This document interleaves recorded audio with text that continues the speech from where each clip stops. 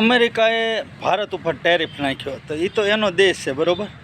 તો એ ભારતની ઉપર ટેરિફ નાખીએ કે 25% 50%, એટલે ભારતની વસ્તુ ત્યાં મોંઘી થાય. તો એ જો ભારતની વસ્તુ ત્યાં ન વેચાવા દેવા માંગતા હો તો આપણે પણ દેશભક્ત છીએ. ખાલી નકરા દેશભક્તિના ગીત ગાવાના, ત્રિરંગો ઝંડો ગાડી હારે ખૂતાડી દઈને એક દિવસ 15મી ઓગસ્ટના દિવસે ભારત માતા કી જય બોલીને એમ દેશભક્તિ નહીં થાય મિત્રો. જો તમે સાચા દેશભક્ત હો તો અત્યારે તે અમેરિકન કંપનીઓનો બધાનો તમારે ત્યાગ કરવો જોઈએ. Boycott American company.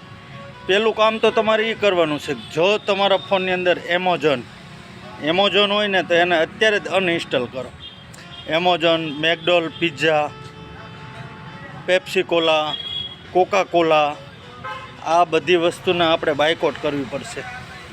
તો એને ત્યાં ફટકો લાગશે, એને ખબર પડશે કે તમે જો ભારતની વસ્તુ અહીંયા નહીં વેચાવા દો તો ભારતની પબ્લિક કાંઈ મૂર્ખી નથી કે તમારી વસ્તુ હોશે ખરીદશે.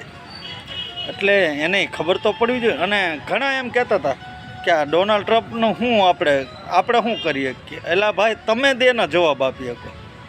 જો ભારતની પબ્લિક જ તે સમજી જાય ને એ દે ને, નકરી સરકાર અમે આશા રાખીને બેહું સરકાર કાંક કરશે એવું નથી મિત્રો. જવાબ તો આપણે આપી શકીએ. એટલે અત્યારે જો પહેલું કામ તો તમે આ વિડીયો પૂરો થાય ને મારો એટલે તમે છે ને એને એમેઝોનને અનઇન્સ્ટોલ કરી નાખજો.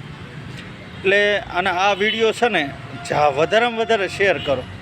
લગભગ ગુજરાતના દરેક દેશભક્ત માણસ પાસે પહોંચવો જોઈએ અને એને ખબર પડવી જોઈએ કે ભાઈ તું પણ અમેરિકાને જવાબ દઈએ કેમ છો.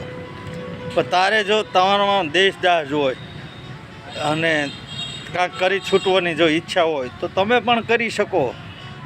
અત્યારે જ એમેઝોન જેવી કંપનીને અનઇન્સ્ટોલ કરો અને કોલા, પેપ્સી કોલા, મેકડોનલ્ડ્સ એના બધાને બાયકોટ કરો અને આપણી દેશની જે લોકલ ફોર વોકલને આપણી વસ્તુ હોય આપણી વસ્તુ ખરીદવાનો આગ્રહ રાખો.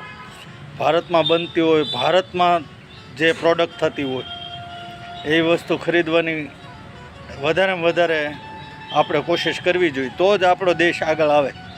બાકી આપણે શું કરીએ કે એમ કહીને બેસી જાવ તો કાંઈ નહીં. તમે જ જે કાંઈ કરી શકો એમ છો.